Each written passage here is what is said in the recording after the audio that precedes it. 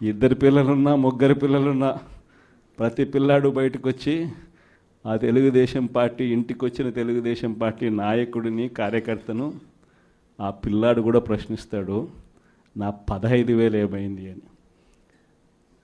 వీళ్ళింటికి పోయినప్పుడు ఆ పిల్లల తల్లులు ప్రశ్నిస్తారు, నా 18,000 ఏమైంది అని చెప్పి.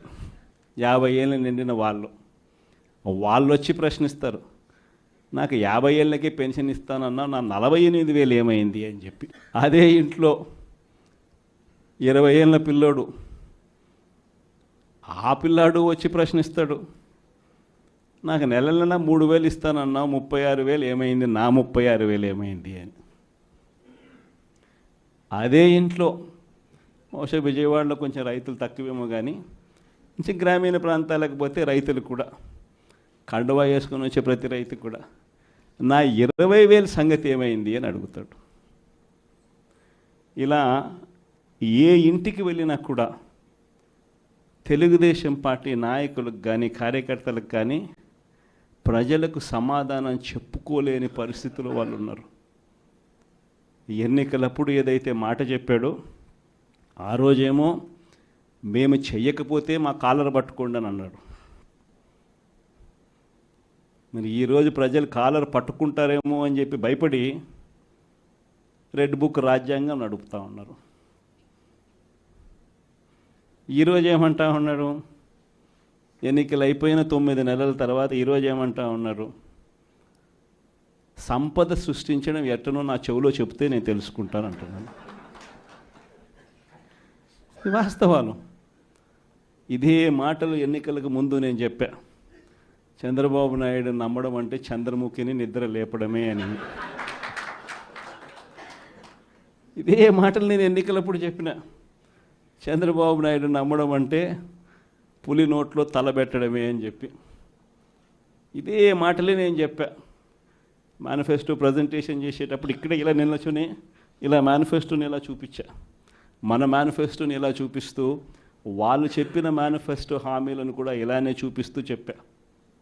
ఇది సాధ్యమయ్యేటి కాదయ్యా చంద్రబాబు నాయుడు చెప్పేటివి, రాష్ట్రానికి సంబంధించిన బడ్జెట్ ఇది, మనం చేస్తూ ఉన్న బటన్లు నొక్కే కార్యక్రమం ఇది, దీనికే ఇంత డబ్బు ఖర్చు అవుతుంది. మరి చంద్రబాబు నాయుడు ఏమో 1,72,000 కోట్లు సంవత్సరానికి అయ్యే ప్రతిపాదనలు ఆయన చెప్తా ఉన్నాడు. సూపర్ 6లు మోసము, సూపర్ 7లు మోసము అని చెప్పి చెబుతూ మనమేం చేయగలుగుతాము అన్నది కూడా ప్రజలకు అర్థమయ్యేట్టుగా కూడా మేనిఫెస్టో సందర్భంగా కూడా చెప్పడం జరిగింది.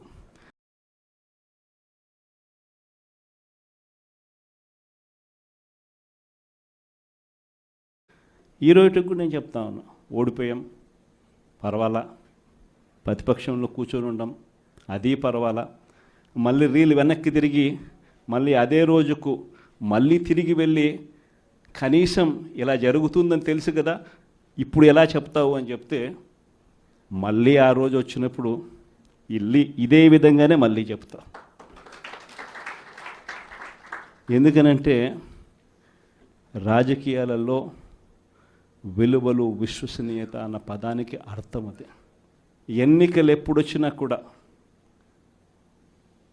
అదే విలువలు అదే విశ్వసనీయత అన్న ఒకే ఒక పదం మీద మళ్ళీ వైఎస్ఆర్సీపీ మళ్ళీ అఖండ మెజారిటీతో మళ్ళీ గవర్నమెంట్. కానీ ఈసారి ఫామ్ చేసినప్పుడు మాత్రం ప్రజలకు చంద్రబాబు నాయుడు నైజం పూర్తిగా అర్థమైపోతుంది. కాబట్టి మనల్ని మళ్ళీ 30 ఏళ్ళు అక్కడే కూర్చోబెట్టే విధంగా కూడా ప్రజలు ఖచ్చితంగా అడుగులు వేస్తారన్న నమ్మకం నాకుంది.